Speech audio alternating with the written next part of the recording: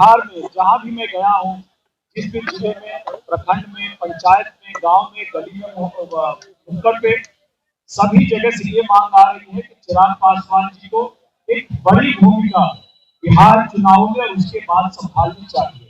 कि ऐसे नेता जिसकी हर समाज में बहुजन में जहां उनकी स्वीकार्यता थी, ऐसे नेताओं के तौर पे अगर कोई नेता आज के दिन में उभर रहे हैं तो चिराग पासवान जी हैं।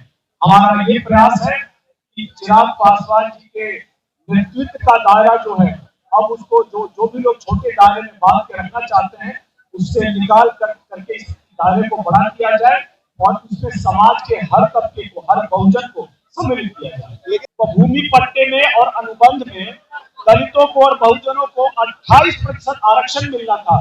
कितने लोगों को मिला है और नहीं मिला है, तो क्यों नहीं मिला है? राहुल गांधी इसका जवाब दें।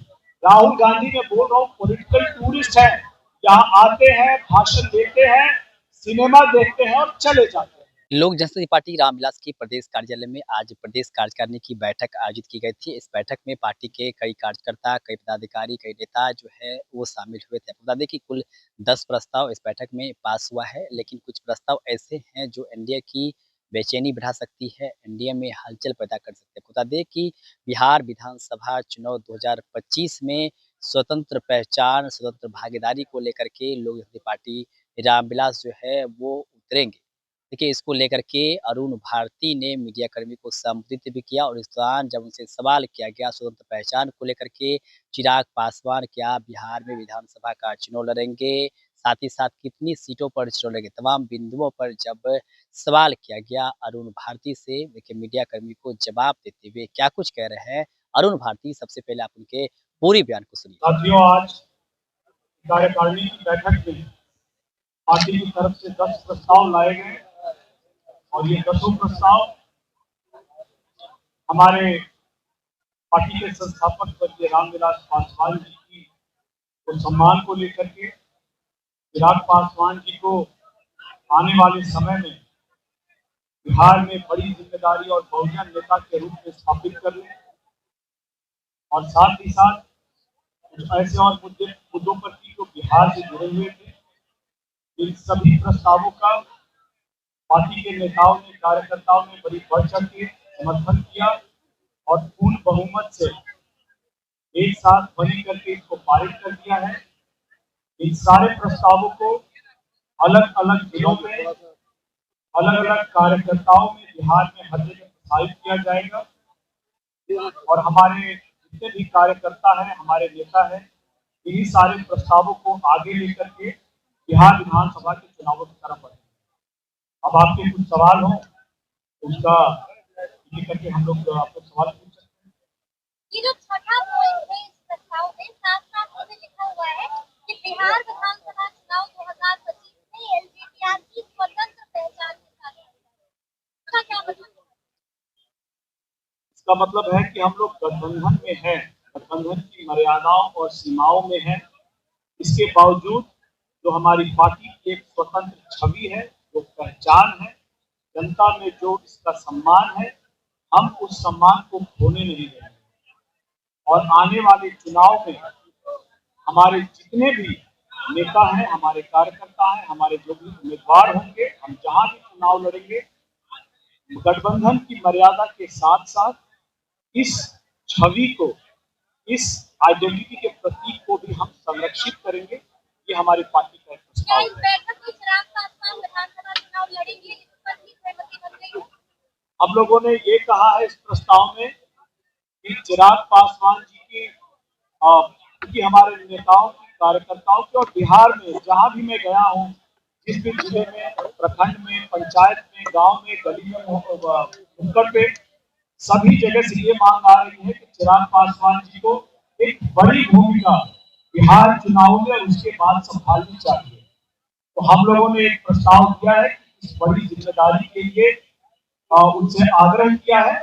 अब हम उनके जवाब का इंतजार करेंगे और उसके हिसाब से ही हमारी आगे की रणनीति बनेगी। सर आपने कहा है कि बड़ी जिम्मेदारी के साथ साथ बहुजन नेता के रूप में स्थापित होने, तो क्या लग रहा है कि बहुजन नेता के रूप में अभी तक चिराग पासवान बिहार में स्थापित नहीं हुए और बड़ी जिम्मेदारी क्या है? देखिए, अभी तक चिराग पासवान जी को एक छोटे दायरे में आप हमेशा दलित नेता के रूप में प्रचारित करते रहे हैं। आप पूरा का पूरा हिंदी बेल्ट पकड़ लीजिए, आप एक समय याद कीजिए कि ऐसे नेता जिसकी हर समाज में बहुजन में जहां उनकी स्वीकार्यता थी, ऐसे नेताओं के तौर पे अगर कोई नेता आज के दिन में उभर रहे हैं तो चिराग पासवान जी हैं। इसके बावजूद कई हलकों से, कई जगह से ये खबर उठती है, ये आवाज आती है कि नहीं, चिराग पासवान जी एक बस छोटे तबके के नेता है। हमारा ये प्रयास है कि चिराग पासवान जी के नेतृत्व का दायरा जो है, अब उसको जो भी लोग छोटे दायरे में बांध के रखना चाहते हैं, उससे निकाल करके इस दायरे को बड़ा किया जाए और उसमें समाज के हर तबके को, हर बहुजन को सम्मिलित किया जाए। लेकिन राहुल गांधी बिहार आ रहे हैं और बिहार आते ही उन्होंने बहुजनों को साधने की कोशिश की है। अम्बेडकर छात्रावास में अनुमति नहीं मिलने के बाद भी वहां पर उन्होंने अपना कार्यक्रम रखा है। अब बिल्कुल देखिए, राहुल गांधी तो पॉलिटिकल टूरिस्ट है, हमेशा बिहार आते हैं सिर्फ घूमने के लिए और उनका जो भी काम होता है सिर्फ और सिर्फ कैमरे के लिए होता है। दरभंगा में आए, अम्बेडकर छात्रावास गए, उन्होंने छात्रों को संबोधित किया, लेकिन यही बताइए, यही जहानाबाद के मखदूमपुर में जो मुश्किल से लगता है कि 150 किलोमीटर होगा, वहां पर जब दलित समाज के लोगों को प्रताड़ित किया गया, उत्पीड़ित किया गया, वहां पर नहीं गए, तो ये तो सिर्फ घूमने के लिए जा रहे हैं ना।